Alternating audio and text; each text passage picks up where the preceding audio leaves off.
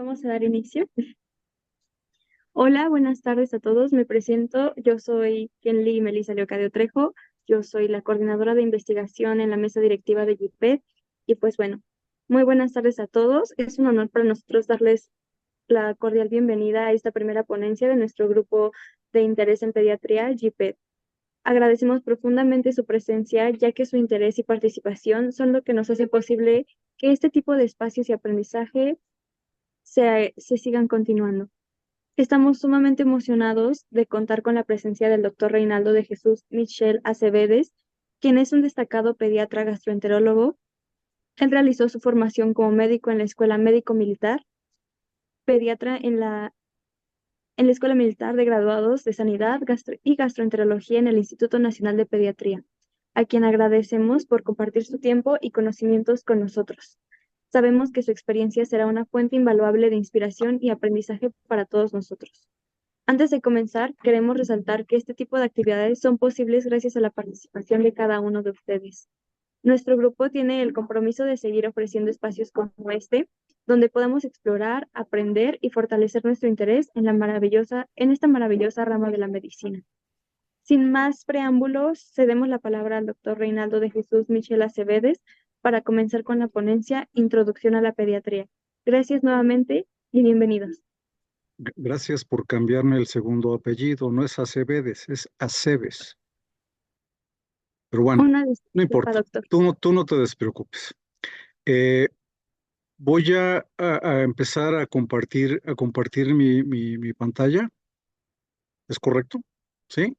Entonces, yo agradezco la oportunidad.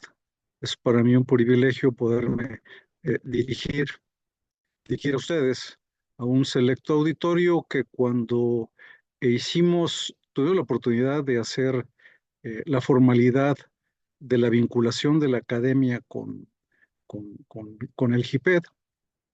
Les decía pues, como me ven, yo los vi, yo me vi, yo me vi así, empezando algo. Y también les dije que veían ustedes líderes, futuros directores de hospitales, futuros directivos de cada una de las especialidades que decidan, en específico de la pediatría. Entonces, esto es cierto. Es realmente emotivo poderlo hacer así. Voy a empezar a compartir mi pantalla. Espero que la tecnología no haga una broma. ¿Y ven mi pantalla ya? Perdón, Aún no, doctor. entonces, ¿qué hice mal? Porque se supone que le di compartir. Ya. ¿Ahora sí? Sí, ya la podemos ver. Ok. Bien. Entonces voy a empezar con esta charla de introducción a la pediatría, que de ninguna manera es inductiva y mucho menos disuasiva. Me voy a ir un tanto cuanto rápido porque creo que las presentaciones deben ser rápidas. Y si lo bueno es breve, dos veces bueno.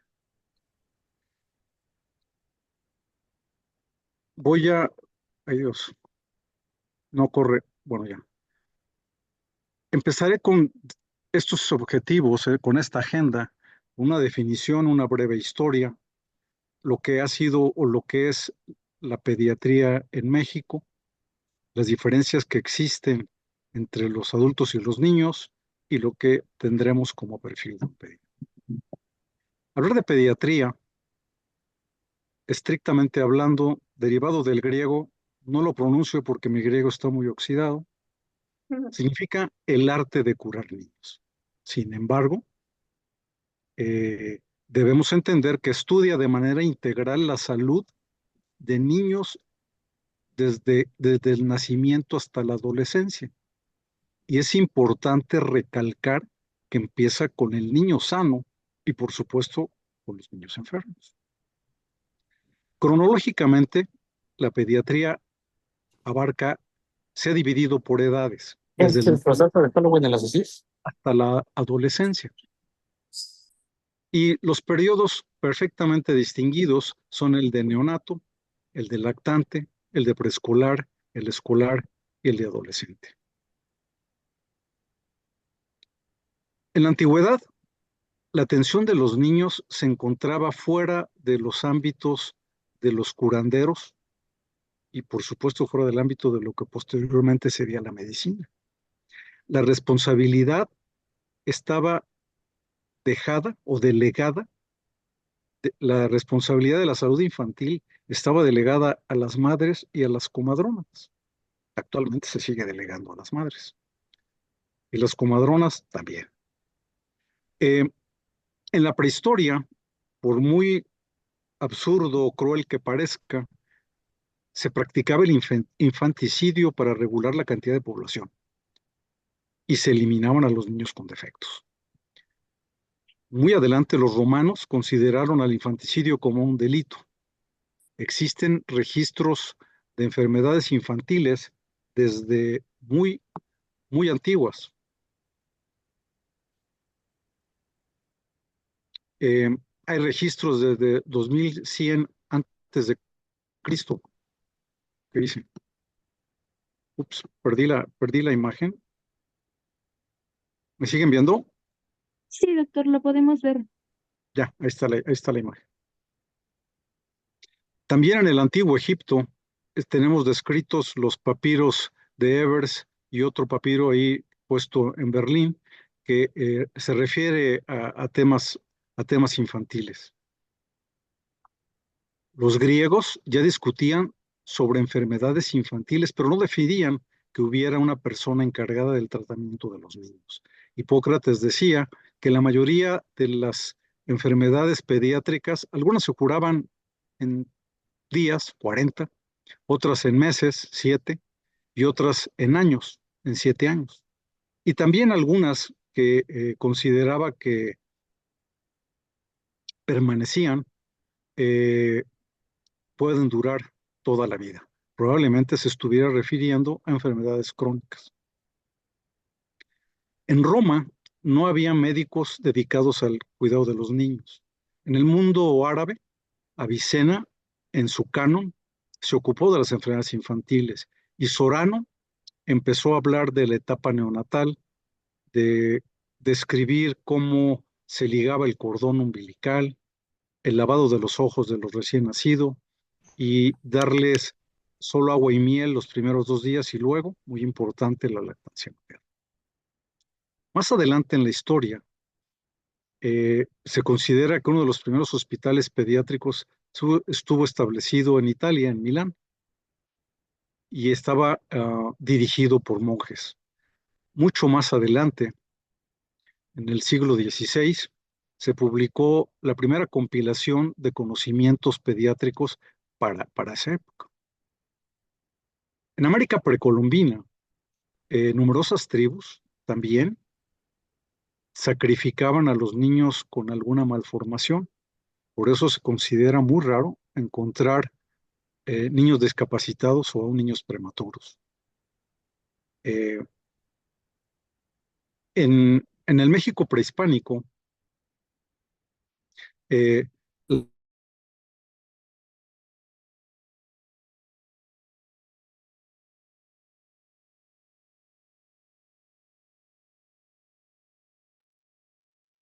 Doctor, disculpe, su micrófono se apagó. es que decía que ustedes me habían silenciado. Si estoy hablando demasiado rápido, avísenme. No, doctor, La una medicina disculpa. tradicional existe en México y la podemos ver en mercados, la podemos ver en el Zócalo, la podemos ver que todavía curan de susto, curan de empacho, ¿sí? Y eso es a los niños. Entonces, eh, pues hay que convivir con eso. Andando el tiempo, en el siglo XVIII y XIX se empezaron a escribir muchos tratados sobre temas infantiles. A mitad del siglo XIX se fundó un hospital para niños enfermos en París. Y aquí hay un pediatra el doctor Adalbert Cerny, que fue uno de los pioneros en la alimentación infantil, él consideraba que la pediatría era la medicina interna de los humanos desde el nacimiento hasta la pubertad. La neonatología nació por ahí del siglo XVIII. En el siglo XIX se fundó el Hospital de las Enfermedades de los Niños o de los niños enfermos. Por supuesto, solo dedicado a enfermedades de niños. Y en Italia, María Montessori fue la primera doctora pediatra. El término de médica no me agrada mucho, yo preferiría decirles doctoras. La primera doctora, la primera pediatra, María Montessori en Italia. Siguiendo entre los siglos XIX y XX, la especialidad como tal, la pediatría, nació en Europa básicamente, y después pasó a Estados Unidos. En el siglo XX la pediatría tomó a considerarse como una entidad propia, desarrollada en todos los campos, y solo hasta la segunda mitad del siglo XX, esto es hablar después de 1950, aparecieron las subespecialidades. ¿Qué pasa con las subespecialidades o especialidades? Fueron necesarias porque se incrementó la cantidad y la complejidad de la información. Esto llevó a fragmentar los saberes. Se requería o se sigue requiriendo entrenamiento específico en métodos y técnicas. Esto ha traído una pérdida de la visión unitaria y nos ha dificultado la integración. Cada vez más, la medicina que ustedes van a practicar va a ser una medicina interdisciplinaria. Vamos a dejar de ser, antes éramos todólogos, todo lo podíamos resolver, pero ahora tenemos que interactuar con una serie de especialistas. Como muestra les pondría la subespecialidad de cardiología pediátrica. Al inicio del siglo XX, las cardiopatías congénitas no se corregían, se diagnosticaban y se les daba tratamiento paliativo. Hacia 1939 se realizó el primer ligamento del conducto arterioso. Hacia 1944 se reparó la primera coartación aórtica y luego se desarrollaron técnicas paliativas para la tetralogía de Fallot, el famoso Blalock-Taussig. Hasta 1961 se declaró como subespecialidad a la pediatría. Ahora la pediatría, la cardiología, tiene superespecialidades o altas especialidades como ecocardiografía, ecofetal, intervencionismo, etc. En nuestro país, si alguna vez se dan una vuelta por Teotihuacán, busquen los murales de Tepantitla y ahí van a encontrar el logo del Hospital Infantil de México, es Ixtlión, y algunos datos en una pared, en un mural, no es un códice, es un mural, eh, de la limpieza oftálmica y aquí una circuncisión, o eso se quiso imaginar el que decodificó esto.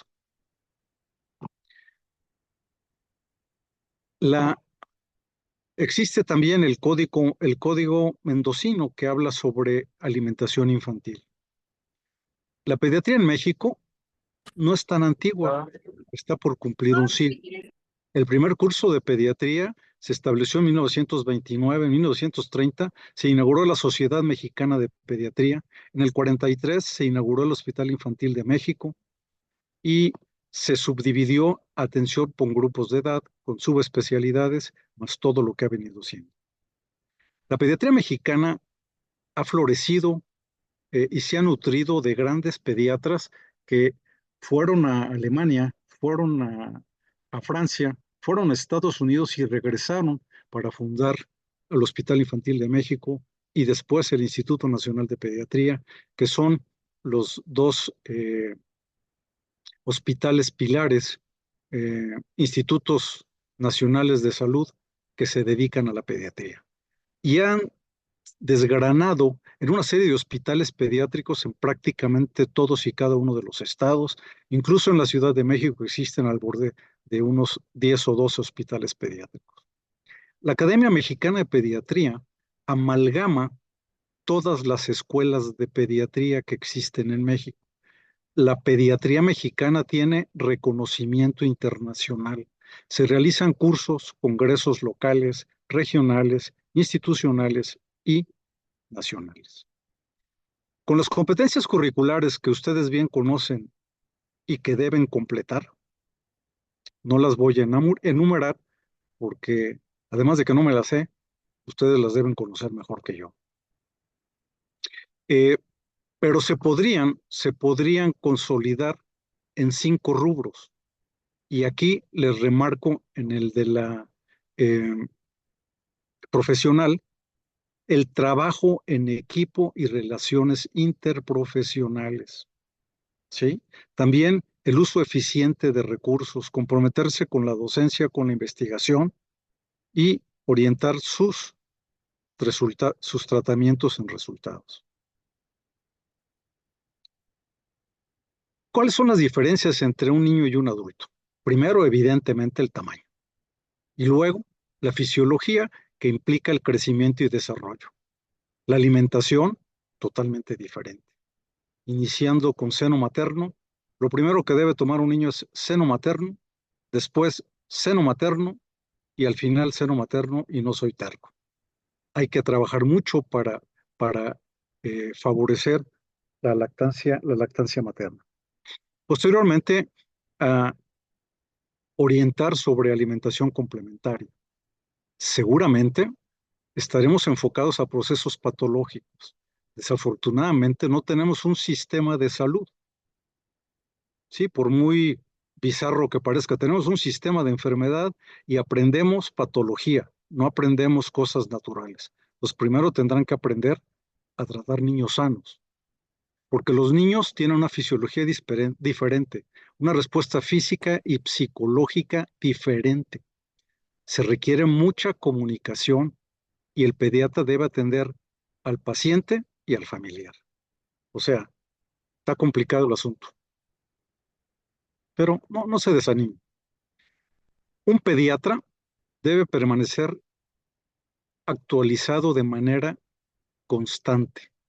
Debe tener grandes, así lo subrayo, no lo puse en negritas porque se me olvidó, pero debe tener grandes habilidades clínicas, ser muy observador, tener mucha paciencia y empatía, capacidad de enseñanza, tolerancia ante la frustración y mucha resiliencia. Y pasión por mejorar la salud y una gran curiosidad para investigar. De los padecimientos, basta saber que se mueren casi 70 niños por día. Las morbilidades más importantes durante el primer año son neumonías, malformaciones del aparato cardiovascular, caídas, por muy ilógico que parezca, problemas respiratorios, sepsis, prematurez, bajo peso al nacer y asfixia al nacimiento.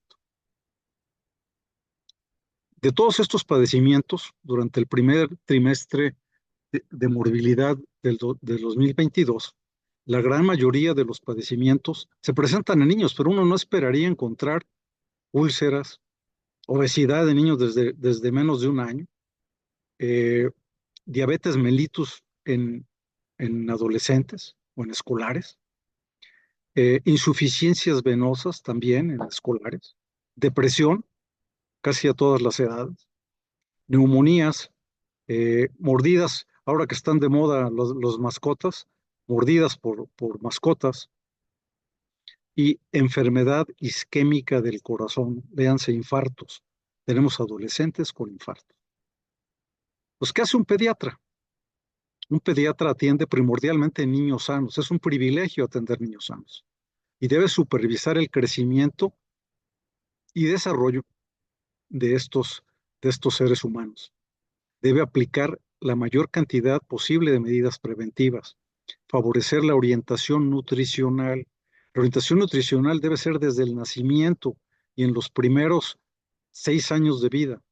Si se tiene una orientación nutricional en etapa preescolar, esta información nutricional, si es correcta, estos hábitos saludables permanecen para toda la vida. Desde luego, hay que conocer las enfermedades agudas y las crónicas. El pediatra acompaña, modula, perdón, el desarrollo físico, mental y emocional. Y es muy importante hacer corresponsables a los padres, por supuesto, haciendo equipo con ellos. ¿Cuál es la importancia de un pediatra? Es importante porque se tiene la posibilidad de acompañar, de modular, de educar, de prevenir, de detectar y sobre todo referir de manera oportuna cualquier padecimiento pediátrico en los niños. Finalmente les diría que todos los niños deberían tener un letrero en la frente que diga manéjese con cuidado, contiene sueños. Ahora me voy a referir a algo que probablemente esté fuera del programa, pero que sin embargo tiene una importancia muy importante, una importancia crucial. Es fundamental hablar del cambio climático. Seguramente ustedes ya lo han de haber escuchado, y no es una cosa nueva. Desde 2006 esta portada del Time decía que había que estar preocupado, pero muy preocupado. Los médicos ante el cambio climático, ¿qué tenemos que hacer? ¿Cómo afecta la salud? ¿Qué tiene que hacer el sector salud ante el cambio climático? ¿Cómo afecta la salud pública? ¿Se pueden mitigar o adaptar? Y cosas que podemos y debemos hacer. La Agenda Internacional del Registro de Cambio Climático de 2014 tuvo su primera conferencia. La OMS hizo esta primera conferencia. Y ya había habido previamente conferencias sobre cambio climático, pero más bien parece turismo climático, porque cada año tienen una diferente y llegan a acuerdos que pudieran ser significativos, pero desafortunadamente son acuerdos que no tienen vinculación con nada. O sea, no hay ninguna ley. O sea, todo mundo firma los acuerdos, pero no hay ninguna ley que los obligue a cumplirlos.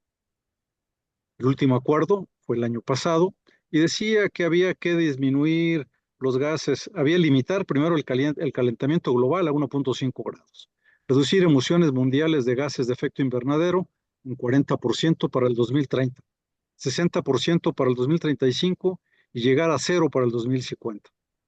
De lengua me como un plato.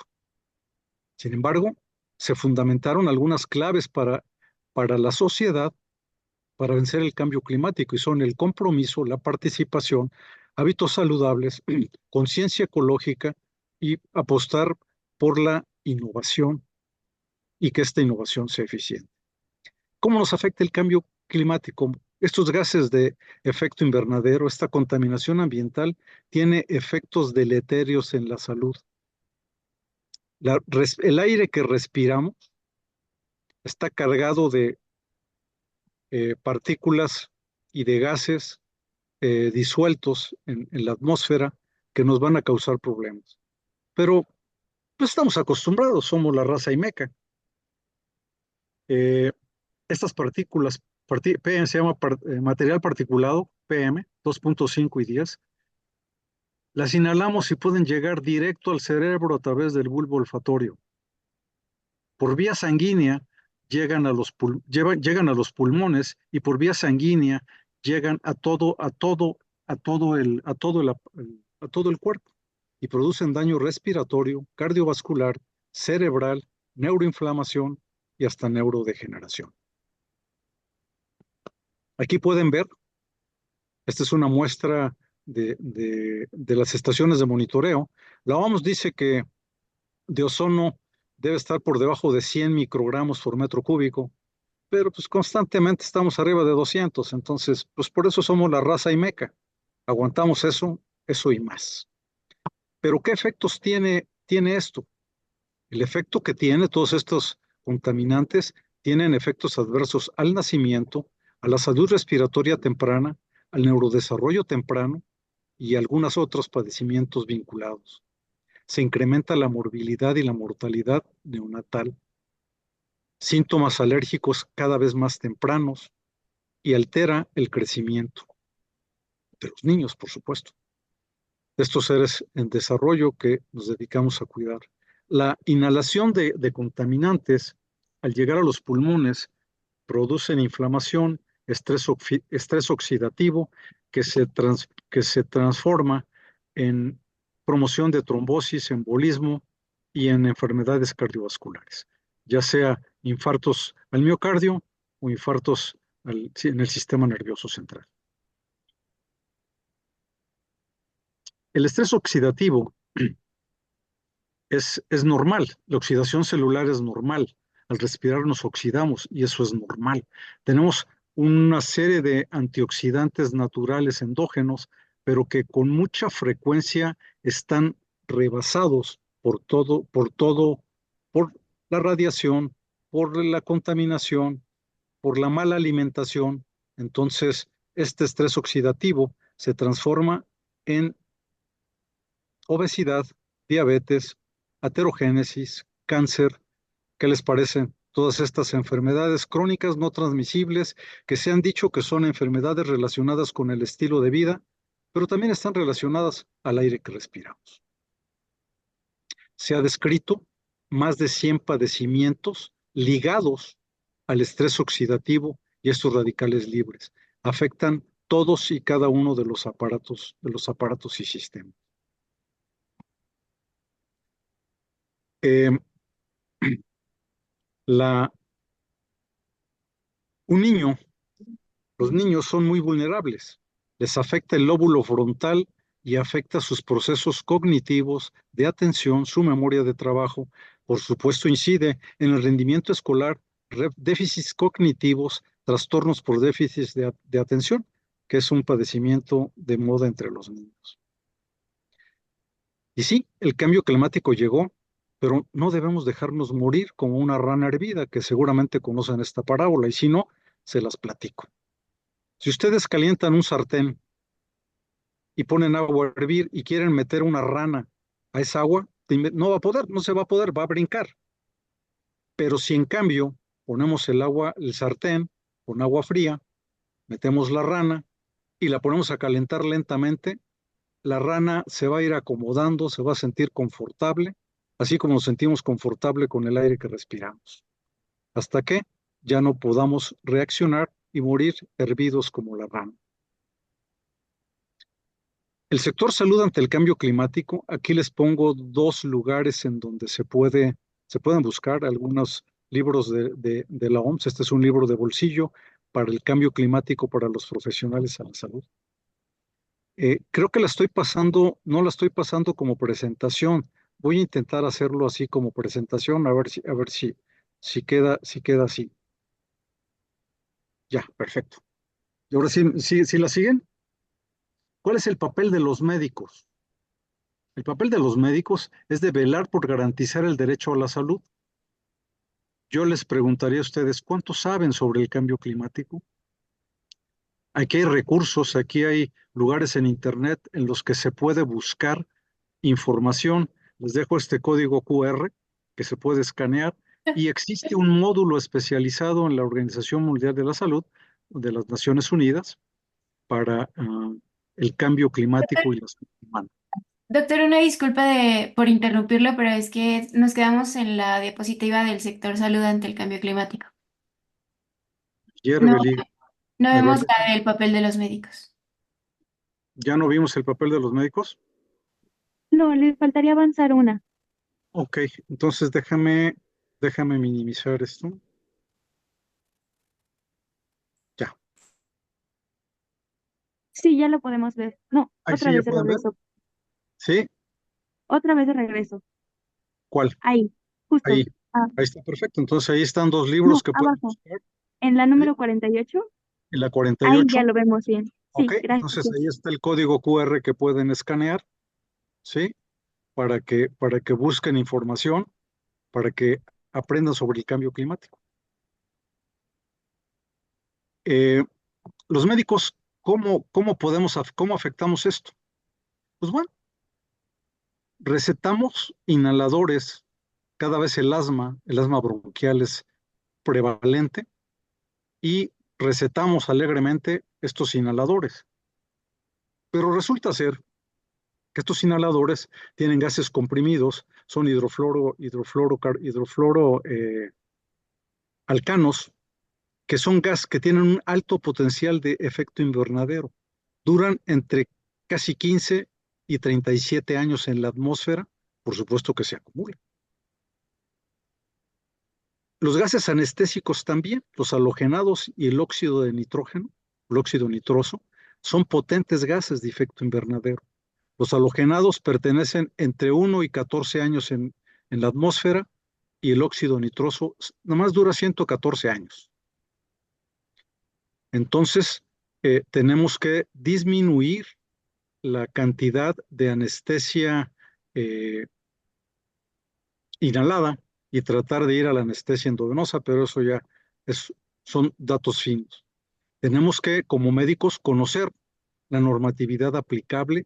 Hay una ley nacional de cambio climático, un plan nacional, una estrategia nacional y un programa local y regional para el cambio climático. Entonces, en donde estemos, tenemos que buscar qué es lo que se está haciendo de manera local. Hay planes y programas de intervención que nos pueden decir cómo hacer y qué hacer.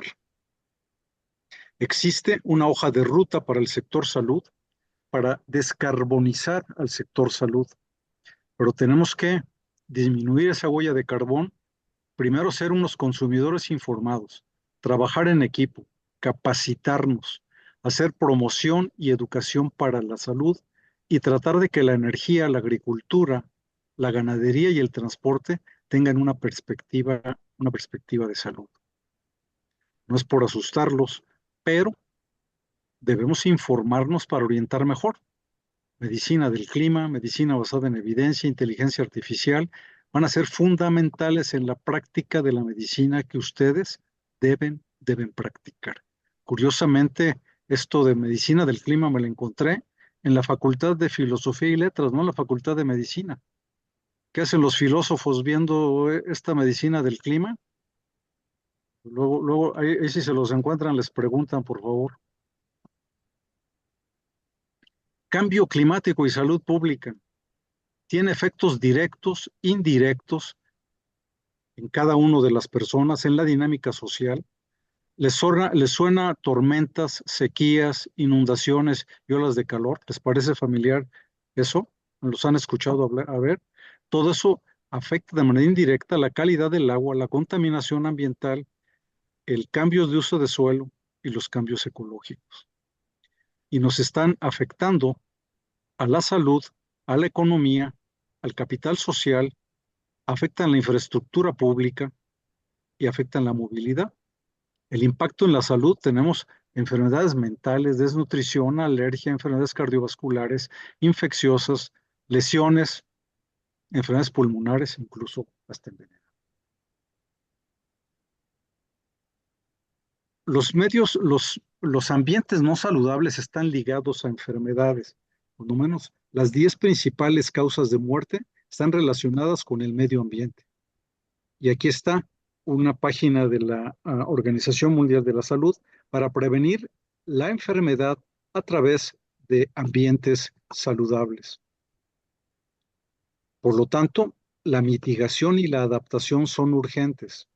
Las soluciones de mitigación van a tardar décadas en contrarrestar el incremento de la temperatura.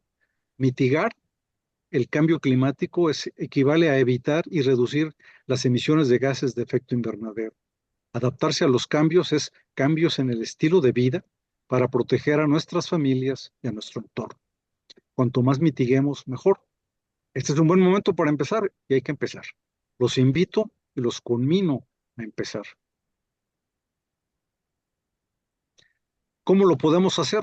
Hay que correr la voz, hay que mantener la presión política, transformar la motilidad intestinal también, controlar el consumo de energía, ajustar la dieta, empezando por tomar agua simple, comprar local y de forma sostenible, no desperdiciar alimentos, vestir de manera inteligente, evitando la fast fashion, plantar árboles, reducir la huella individual de carbono y un uso razonable del agua. Aquí hay 10 tips y encerré dos. Uno es el rechazo los desechables de un solo uso y hay que andar cargando. Si les gusta tomar café, pues traigan su termo. Si les gusta tomar agua, traigan su termo y tomen su agua, consuman agua, agua simple. Eso, eso es muy importante, de empezar a mitigar y empezar por hacer las cosas de manera individual. Debemos ser proactivos, agregar a nuestro currículum a la Escuela de Medicina, Medicina del Clima, para poder orientar mejor a la población, distribuir carteles informativos eh, poner educación para la salud en todos los niveles de educación y cambiar a la economía cíclica de reducir, reutilizar y reciclar. ¿Qué debemos hacer? Jornadas, educación continua, descarbonización, aconsejar, ser líderes de opinión, minimizar los gases de efecto invernadero, prescribir medicamentos verdes. Cada vez más existen ya industrias farmacéuticas que han disminuido su huella de carbón. Por supuesto, son medicamentos más costosos y con la austeridad republicana y franciscana que se nos avecina, está verde que podemos prescribir esos medicamentos. Va a estar verde, pero vamos a ser verdes. Y hay que reutilizar y disminuir la huella propia de carbón. Los médicos somos un grupo confiable, podemos influir en los políticos y en la población para que cambien sus conductas, para que eh, se hagan acciones de salud pública acerca del cambio climático y hagamos un uso más responsable de los productos. El cambio climático y salud afecta porque contamina el aire, nos va a traer inseguridad alimentaria, se van a diseminar enfermedades que antes estaban confinadas en algunos lugares. Llámese el dengue, por ejemplo, estaba confinado en el sureste con el cambio climático. Ya tenemos dengue en la Ciudad de México y en el norte también del país, ¿sí? Los eventos climáticos van a provocar desplazamientos poblacionales, conflictos sociales y van a afectar la salud mental. Podemos utilizar medidas preventivas que se conviertan en políticas públicas. Filtración del aire, refugios, no estar en lugares muy contaminados, evitar esos lugares eh, y consumir alimentos antioxidantes. Y en un momento me voy a referir a cómo podemos, de alguna manera, mitigar. Eh, consumiendo, hay una rueda de alimentos antioxidantes, si ustedes lo pueden buscar así, que tienen efecto antiinflamatorio. Se ha dicho que la dieta mediterránea tiene mucha mejor capacidad antiinflamatoria, pero consumir una dieta mediterránea, pues para nosotros resulta a veces no accesible a todos los bolsillos, pero ya en Tabasco, un médico se echó el trompo a la uña de hacer una cosa que se llama alimentación con una dieta mediterránea mexicanizada. Y cambió el salmón por la sardina, agregó el cacao, agregó cacahuates, frutas. Les dejo aquí la referencia para que la busquen. Y pues es una dieta, es una alimentación, la palabra dieta hasta escalofrío me da, es un tipo de alimentación asequible y accesible.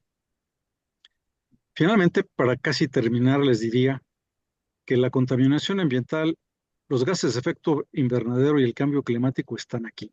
Están entre las 10 principales causas de mortalidad que están relacionadas con un medio ambiente inadecuado. No nos dejemos morir. No podemos ni dejar de respirar ni mudarnos de planeta. Ahora sí que, como decía Cristina Pacheco, aquí nos tocó vivir. Entonces tenemos que ponernos las pilas y comprometernos con la crisis climática, participar de manera proactiva, cambiar a hábitos saludables, tener una conciencia ecológica y apostar por la innovación y por la asistencia.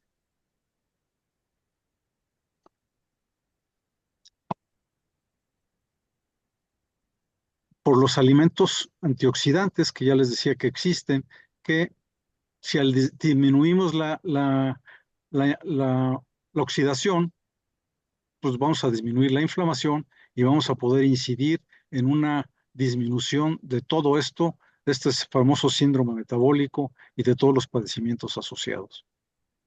La mitigación es tarea de todos y hoy es un buen día para empezar. No nos dejemos morir, aquí hay tips para reducir nuestra huella de carbono, un uso responsable del agua. Ya estuvimos a punto de llegar al día cero en la Ciudad de México.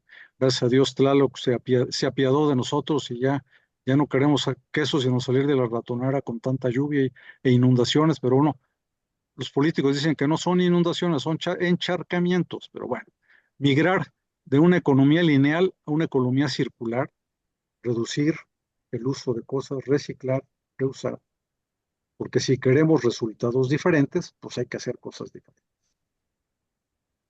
Entonces, pareciera que en algún punto ya teníamos todas las respuestas, pero cuando lo creímos, ¿qué les parece que nos cambiaron las preguntas?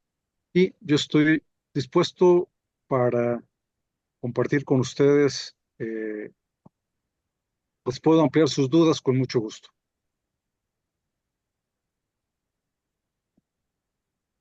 Nada más que no sé cómo dejar de compartir.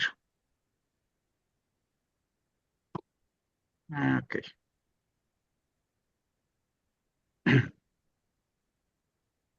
¿Ya dejé de compartir? Ya, ya. Sí, sí está bien, doctor. Yo creo que les dejé, espero haberles dejado muchas dudas, porque Eh, cuando uno asiste a una presentación y sale con todas las respuestas, queda uno muy contento. Y como casi todos tenemos comunicación interauricular, es decir, nos entra por un oído y nos sale por otro, pues después de 5 minutos se nos olvidó todo lo que escuchamos. Entonces yo, sinceramente, espero haberles dejado dudas. Lo de la introducción a la pediatría no fue para inducirlos, ni mucho menos para desanimarlos. Hay mucho que hacer y se ocupa mucho trabajo. Yo quisiera que se comprometieran con esto. Pueden preguntar de viva voz, no sé si tengas ya preguntas hechas. yo tengo una pregunta. ¿Qué recomendación le daría a los estudiantes que me están viendo ahorita justamente para saber si la pediatría es... Te escucho muy lejos. Deja ver si puedo subir mi volumen. Sí, ya me escucho mejor. Sí, Ok, ¿qué recomendación le daría a usted a los estudiantes que están viendo esta ponencia, ya que ya vieron la introducción a la pediatría, para saber si sí es el camino que a lo mejor podría gustarles o justamente llamarles la... llamarles la atención.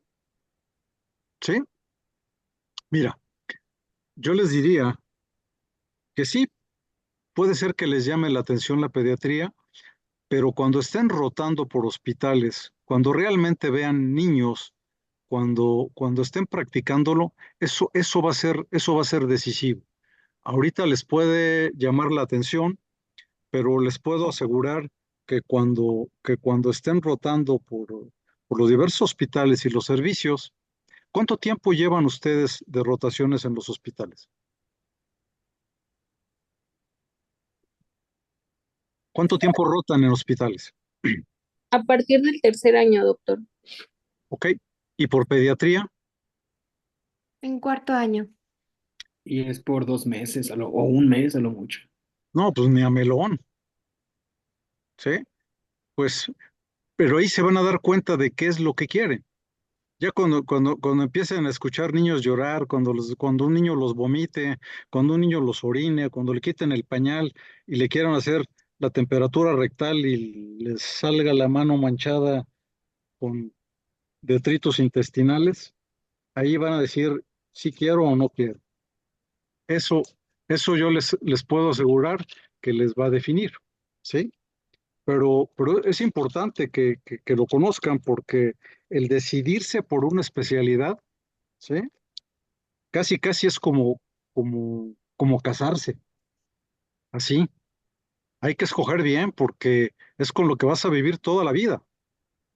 Sí, aquí no se vale de que ya no quiero ser pediatra, ahora quiero ser pediatra, sí, o quiero ser abogado, sí, ya no quiero ser médico, quiero ser abogado. Entonces, es importante que en las rotaciones ustedes busquen la manera de convivir más con, si les gusta la pediatría, métanse a los hospitales en donde hacen pediatría, a los servicios de pediatría, a las, vayan con los niños a los estudios, sean proactivos.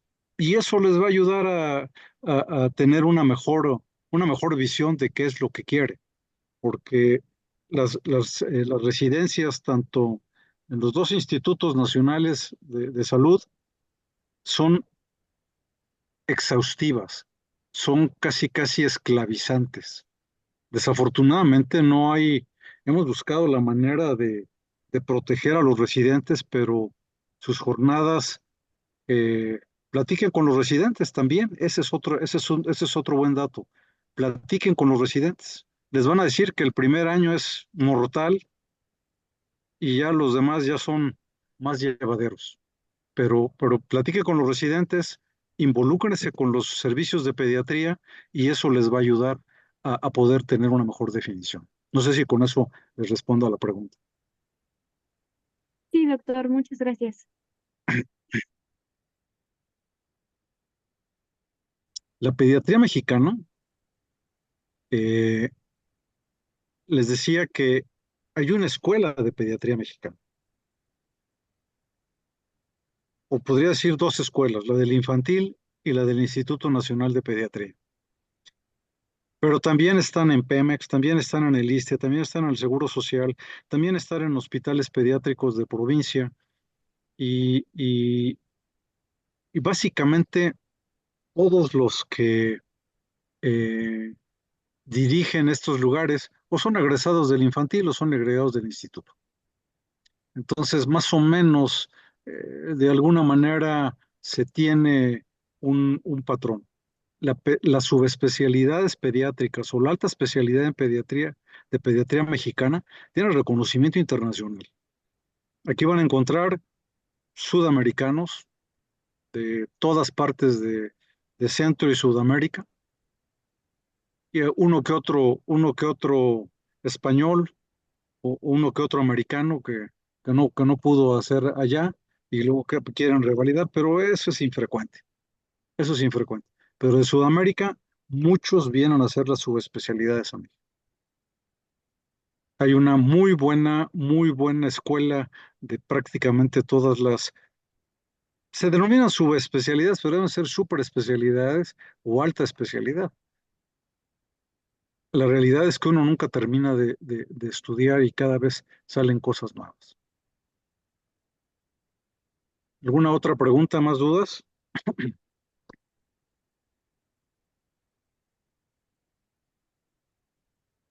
Por ahí les pasé un dato para vincularse con la Salle. Voy a procurar encontrarles algún dato para vincularlos a la náhuac, para ver si se incrementa el foro. Y porque, pues bueno, es bueno que esto se incremente.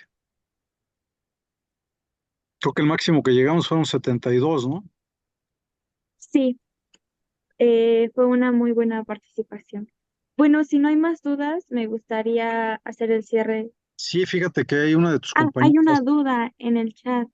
dice Ramón Martínez Janet, dice Janet Ramón Martínez.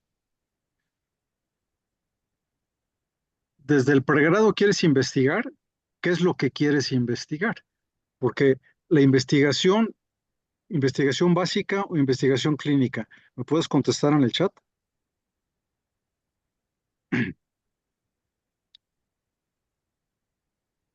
Bueno, en lo que te animas a contestar en el chat, hay mucha investigación clínica que se puede hacer. Existe, desafortunadamente, mira, dice que quiere hacer pediatría y luego hacer cirugía y luego hacer reconstructiva. O sea, se va a graduar como por los 84, 85 años de edad, ¿sí? Va a ser el R como 17 más o menos, ¿sí? Eh, Dentro de cada uno, o sea, puedes investigar investigación clínica en pediatría, puedes hacer investigación clínica en cirugía y puedes hacer investigación en la cirugía plástica.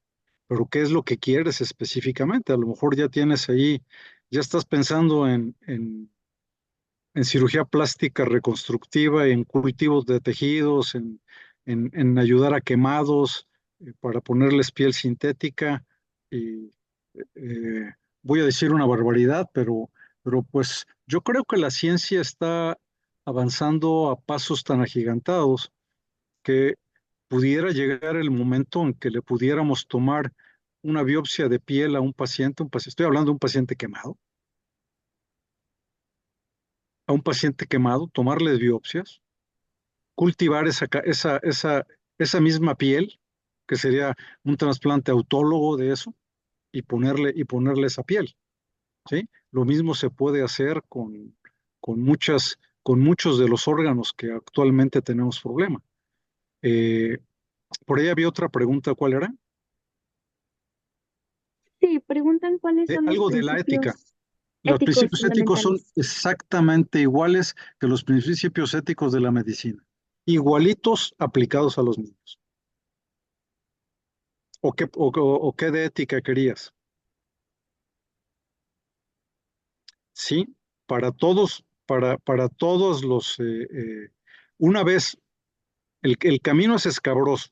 Una vez que pasen su ENARM y quieran aplicar para el instituto o para el infantil, el instituto les hace un examen y ellos seleccionan a quienes quieren ingresar.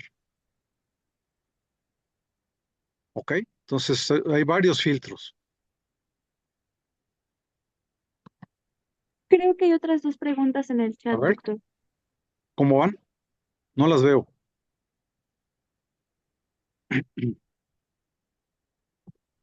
A ver, ¿por qué recomiendo? Yo no recomiendo, es un llamado.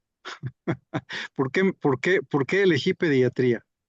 A mí me indujeron a hacer pediatría, porque pues tengo empatía con los niños, no me desagradan todas las situaciones. Durante, en el Hospital Central Militar y en la formación académica militar, cuando yo hice mi internado, hicimos 24 meses de internado y de esos 24 meses de internado, 18 los pasé en pediatría y luego me zampé los 3 años de la residencia en pediatría. Entonces ya llevaba yo mucho camino andado. Cuando me fui a un servicio social en Tamazula, Durango, el, el médico que estaba ahí me terminó de inducir a la pediatría. Me prestó, le acababa de llegar un libro, el Tratado de Pediatría de Nelson. Lo primero que me preguntó, ¿lees en inglés? Y le dije, pues solo cuando desayuno cornflakes o hot cakes para entender el inglés. Por supuesto que por azares del destino, mi formación durante la estancia en la escuela médico militar, tuve que empezar a leer libros en inglés, me resultaban más accesibles. Entonces, cuando me prestaron este libro de pediatría en inglés, pues no tuve ningún problema para leerlo y terminó de gustarme la pediatría. Como yo les decía, el elegir una especialidad es un llamado, es casi casi como elegir una esposa, es una compañera para toda la vida, ¿sí? Entonces deben elegir con cuidado, deben elegir, diría, se diría sabiamente, para luego no arrepentirse, ¿sí? Por ahí había algo más. Sí, tenemos más preguntas. Una de ellas dice, ¿en algún momento de su carrera dudó que podría llegar a ser pediatra o se enfrentó a situaciones desagradables como la falta de recursos o malos tratos y cómo lo logró sobrellevar? Mira, la falta de recursos, por muy, en mi formación nunca tuve malos tratos, nunca dudé en terminar, ¿sí? En mi formación, por muy extraño que parezca, dentro de los militares tenemos un código de respeto y hay grados, ¿sí? Nunca tuve maltrato, nunca di oportunidad para el maltrato tampoco. Y a la escasez de recursos me enfrenté muchas veces, pero a veces hay que hacer, hay que innovar, ¿sí? Hay que, por ejemplo, falta de recursos. Alguna vez haciendo endoscopía para una dilatación de una calasia, me encontré con que estaban publicados dilatadores específicos para endoscopía digestiva. Y en el hospital no teníamos esos dilatadores específicos, pero yo tenía muy buena relación con los cardiólogos, mi esposa es cardióloga, y me dijo, nosotros tenemos balones para dilatar aortas y tienen tanto de presión y tienen tanto de diámetro. Dije, pues si podemos dilatar una válvula aórtica, si podemos dilatar una coartación aórtica con tantas eh, bares de presión, pues veo si son equivalentes. Y así hice una dilatación esofágica en una niña, y está publicado por ahí, en una niña, pero con balones de cardiología, ¿sí? Entonces, sí se puede, sí hay limitación de recursos, sí, es innegable. Me tocó la época en que se reciclaban las jeringas de plástico, se reesterilizaban, ¿sí? Aunque parezca utópico, pues sí, se reciclaba. Y sí va a haber escasez de recursos. Ahora, tenemos que buscar tratar de optimizar lo que tenemos. ¿Qué dicen?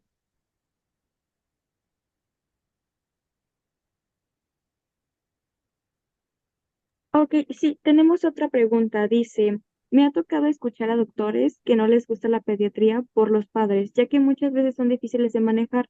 Desde su experiencia, ¿cree que esto sea cierto? Por supuesto, los papás son difíciles. Imagínense que llegan angustiados, asustados, con un niño grave, ¿sí? Entonces, hay que tener, hay que tener un grado alto de tolerancia y Dios los libre en la pediatría privada es todavía más difícil manejarlos. En la pediatría institucional muchas veces no se les permite entrar, no se les permite, se les limita y lo aceptan de buen grado, ¿sí? Entonces tiene uno que tener mucha paciencia y mucha empatía para poder manejar a los papás. Tener no mucha, sino harta inteligencia emocional para convivir con eso. Es indiscutible y más ahora, que llegan los papás ya con el diagnóstico hecho por el doctor Google y lo retan a uno, ¿no? Entonces, pues uno puede elegantemente decirles, en la beta privada yo he tenido que eh, deshacerme de un par de pacientes, uno de ellos, un niño que me mandaron con un síndrome colestásico, le recomendé ácido urso desoxicólico, no recuerdo la dosis, pero el señor me dijo, pues yo leí en el internet que la dosis de ácido ursodesoxicólico era tal y usted le está dando más. Le dije, bueno, señor, entonces vaya usted con el médico del internet, yo le agradezco la preferencia que tuvo conmigo, pero si no va a seguir mis indicaciones, yo le agradezco su atención y me deslindo de la responsabilidad. Sin enojarme, sin levantarle la voz, simplemente diciéndole, señor, tiene usted razón, haga lo que quiera con su hijo, es su hijo, pero es mi recomendación. Es mi experiencia, es mi expertise, a eso me dedico. Y las dosis de medicamentos que dicen ahí son un mínimo y un máximo, ¿sí? Entonces, pues bueno, es cuestión, sí, los papás son difíciles, y si por eso no le gusta, pues que no haga pediatría, porque se va a conflictuar. Ok, doctor, gracias. Tenemos más preguntas. Les Dice, dije, ¿qué opinas no se las de voy que a muchos responder todas. doctores dicen que ya no vale la pena estudiar la especialidad porque van a disminuir la cantidad de niños? Es posible, ¿sí? Es posible. Pero como dice la canción, la cosecha de mujeres nunca se acaba. Entonces, pues no, pues la cosecha de niños tampoco. Pues si no vale la pena, si lo quieren ver como negocio, la pediatría y la medicina no es un negocio. La medicina da para vivir bien, honradamente. Si se quieren volver millonarios, pues que dediquen al, como decía su compañero, a la cirugía plástica, cirugía reconstructiva, a poner botox, a hacer cosas charlatanescas. Pero no, no es el punto. Yo diría que no es el punto. Ok, doctor. La siguiente es, ¿qué estrategias ha aplicado usted cuando los niños le temen a los médicos y no se dejan explorar o ayudar? No los exploro. Me llegan muchos niños con estreñimiento crónico funcional maltratados, que les han, que les han intentado, les han puesto enemas, les han puesto, a veces ya me los mandan hasta con un colon por enema, y imagínense el trauma de haberles puesto una cánula rectal, de lastimarlos y de agredirlos. Cuando los veo desde que llegan a la puerta y no quieren entrar, les digo desde el principio, yo te voy a ayudar, no te voy a revisar, es más, voy a adivinar qué es lo que tienes. Tú tienes un problema con esto. Y cuando les dices qué es lo que tienen, abren sus ojitos como platos y les dices, no te voy a revisar, no te voy a tocar. ¿Por qué? Porque si uno intenta revisar a un niño en contra de su voluntad, yo quiero revisarle el abdomen. ¿Saben qué voy a obtener de esa exploración abdominal? No voy a obtener nada. Yo quiero encontrar si hay masas, si hay obstrucciones, etcétera. ¿Sí? En cambio, en la segunda o tercera consulta, todavía les pregunto, ya que les practiqué una limpieza intestinal, ya que te puedo tocar la panza, no, pues no. Pero digo, necesito revisarte. Ya viste que no te lastimé, ya viste que el medicamento que te di te está ayudando. Yo te dije que te iba a ayudar. Yo cumplí. Lo primero que tiene uno que hacer con los niños es ser auténtico y cumplirles. Si digo no te voy a tocar, no lo toco. Sí, doctor, muchas gracias. La siguiente pregunta sería, para la residencia en el Instituto Nacional de Pediatría, ¿se realiza examen de selección? ¿Tendría alguna recomendación para saber qué enfoque tomar? No tengo idea. Yo hice examen para hacer gastropediatría, te practican un examen. Pues ¿qué te preguntan más o menos lo mismo que en el ENAM? No te puedo preguntar otra cosa, porque es lo que, o sea, no pueden preguntarte cosas específicas de pediatría, porque no eres pediatra todavía, eres un médico general que tiene cierto enfoque. Podrías revisar padecimientos pediátricos si quieres, pero eso ya sería optativo. Ok, doctor, muchas gracias. Y como último tenemos un comentario que dice, mi comentario es solamente para agradecerle su presentación y felicitarlo por tocar temas que desde mi experiencia muy pocos doctores hacen. Y justamente yo estoy en una optativa desde que conocí a personas de filosofía, ciencias políticas y sociales y tocan temas como el impacto del cambio climático en la medicina y en cómo afecta al consumismo, las empresas, etcétera, la salud pública. Nuevamente, gracias y deberíamos iniciar con un cambio. Por supuesto, yo los invito a que empiecen a pensar qué cambio pueden hacer en sus vidas, en su facultad, ¿sí? Es muy complicado, es muy difícil. Yo intenté hacer un cambio de actitud en preescolares, ¿sí? Pero ¿cómo puede uno competir con la educación a los padres y en la educación en los preescolares si cuando salen del kinder afuera hay vendimia o cuando van ustedes a una tienda de conveniencia, que así se llaman los Oxxos y los 7-Eleven y demás? ¿Saben por qué se llaman tiendas de conveniencia? Porque le conviene al dueño, porque uno llega ahí y compras más de lo que vas a hacer. ¿Y qué es lo que está más puesto ahí en principio? Pues la chatarra. La chatarra está en primer lugar y además los publicistas de la chatarra lo ponen con colores llamativos que te llaman la atención, ¿sí? Ahora, si nosotros educamos a los pacientes, educamos a los niños a solo tomar agua, con ese simple cambio, ¿sí? Ya tenemos niños obesos en preescolar, ya tenemos niños, la cantidad de obesos de preescolar a escolar se duplica y para la secundaria se triplica, ¿ok? Entonces, ¿eso qué significa? Que tienen malos hábitos desde pequeño. Entonces, podríamos empezar con una campaña con ustedes de ver cuál es el promedio de IMC de los alumnos de la facultad y luego hacemos cuentas alegres. ¿Qué les parece? O podemos optar por rechazar todos los plásticos de un solo uso que nos ofrecen en todos los changarros que están alrededor de la facultad o alrededor de los hospitales.